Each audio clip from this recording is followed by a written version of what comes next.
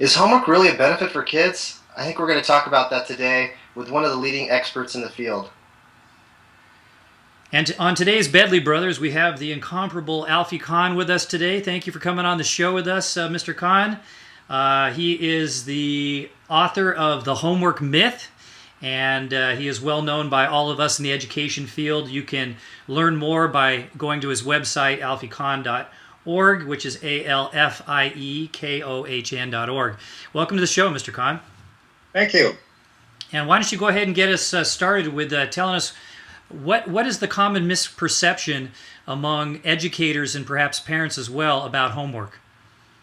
That it needs to be assigned at all. Or more precisely, that the pros outweigh the cons, given that everyone on reflection should realize, if only from his or her experience as an ex-child, that homework tends to cause frustration and exhaustion and family conflict and less time to do what one enjoys after having spent a full day at school, and perhaps most disturbingly, less excitement about learning itself. Everyone knows that homework has those effects, but we tend to assume that it wouldn't be assigned constantly unless it were shown to be beneficial. And yet, research does not support that conclusion. In fact, below the high school level, no studies have ever found any benefit of assigning any kind of homework. It is literally all pain and no gain. And what's funny is we did a study at my school and we found that exact very thing. We had a static group, we reduced the amount of homework, and I've actually basically eliminated assigned homework. I do an optional homework where if the kids want to, the parents want to, they can do it. If not, I teach fifth grade, so I really believe in what you're saying. And I've seen motivation levels go up inside the classroom, desire to learn. The kids are actually doing more work on their own, following their passions. So has your philosophy changed over time on homework, or is this something that you've always felt as you've... Well, years ago when I was teaching in the classroom, it never occurred to me to question the practice because I got homework when I was a kid. Every other teacher was assigning it. I just thought it was part of school, and I assumed, based on, I guess, the common sense folk wisdom, if kids are spending more time on something, they must be benefiting from it. But, of course, that behavioristic notion of time on task being beneficial is only one of the many misconceptions at the heart of continuing homework. The idea that if kids read more or do more, they will learn more. I guess I was unthinkingly assuming that kids were like vending machines where you put in an assignment and you get out learning. But what predicts to outcomes is not behaviors like doing homework, but the goals and attitudes and perspectives of the real live people who are engaged in this. So if most kids dislike most homework and can't wait to be done with it, then why would we assume it would help them think better? We're assuming that their perspectives are irrelevant, and that's just the beginning. So I did know when I wrote a book called The Schools Our Children Deserve about 15 years ago, I devoted all of one page to the topic and thought, there's not a lot of research to support this practice, and I listed it among many other traditional practices we ought to question. But it was only more recently that I circled back and devoted an entire book and really dug into the research on the topic.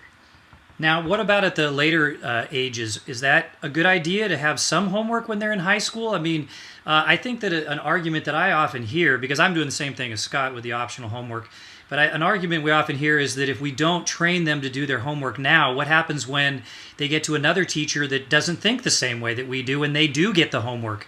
How will they do in a scenario like that if they've always had the teachers that don't give them homework? So do we transition them as they go through high school? And, we're not going to change the colleges, obviously, so...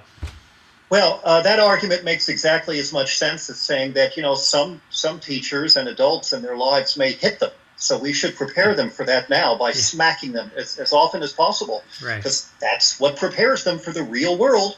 If it's unpleasant later, we better make their lives unpleasant today. And the reality is the idea of having to work a second shift when you get home from a full day in school is not something that requires special skills.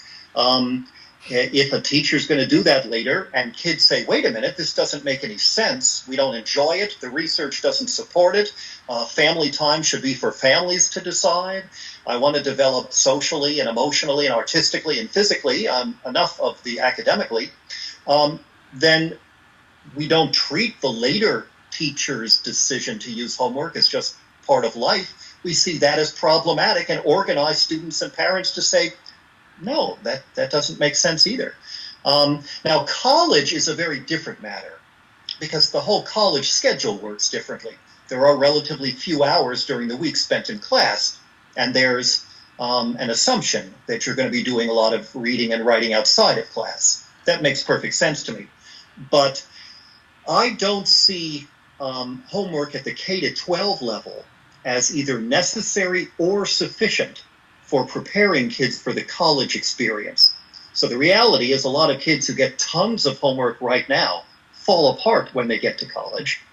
And conversely, a lot of kids who get no homework because they're lucky enough to go to schools that understand that that's not necessary or desirable, do just fine in adjusting to a very different schedule. Yeah, I mean, homework really is this pillar that's hard to kind of crumble, I guess. And I would, how do you approach that as a teacher? If you're talking, to teachers, and how do you approach that when you're addressing your parents or your administration that says, no, you're giving homework, and that's the way it is? Yeah. Well, one way to approach people about any traditional practice that turns out to be unsupported, grades, standardized testing, removing all possibility for kids to make decisions about their own learning, lectures and worksheets, whatever it is to ask folks, what are your long-term goals for your students? And I ask that question in presentations I give all over the country. And everywhere I go, people say the same sort of things. We want kids to be happy, ethical, compassionate, responsible, lifelong learners, creative, critical thinkers, etc. And so then the question becomes, how does this practice bear upon those goals and vice versa? And so, for example, if teachers and parents want kids not only to know a bunch of stuff, but to understand ideas deeply and to love learning and want to continue to play with ideas and words and numbers, then it doesn't take a genius to see that homework actually diminishes kids' curiosity about the world and desire to keep learning. So it not only doesn't further our own goals, it actively gets in the way. And a number of people make statements that homework creates self-discipline, independence, good character, that sort of thing. But no research has ever supported this folk wisdom. And so I think we ask teachers to say, as a professional educator, if we're talking about a practice that kids mostly hate and that causes demonstrable harm in various ways, you need a compelling case based on research, not just your own hunches, to justify it. And in this case, there's no research to support it before high school. And the research at high school is merely correlational and becomes more dubious by the year. So I think we reach out to our colleagues and say, don't just talk about how much homework. Let's talk about what's the default. And I would argue the default should be kids get to decide what to do when they get home along with their parents. We don't reach the long arm of the school into their homes and tell them they have to do more academics, except on those rare occasions when we bring kids into the decision making and it turns out that we can say there's a compelling reason to ask kids to do more academics when they get home from school. Otherwise, no. And I just would ask that of you too. Just as a quick question, what do we do with those kids I've had kids in my class that say, when do we get homework, Mr. Bedley? What and a they great want teachable homework. moment of a question. They shouldn't even have to ask, because on the first day of school, we should say, I hope we're going to do some terrific learning here, and I'm going to be developing an amazing curriculum with you, not just for you. And the curriculum is going to be about understanding ideas from the inside out, not merely memorizing facts for a test that you'll forget next month. But as a matter of respect to you, it will be very rare that I have the audacity to ask you to do things in the evening or over the weekend. We will decide together when that's necessary.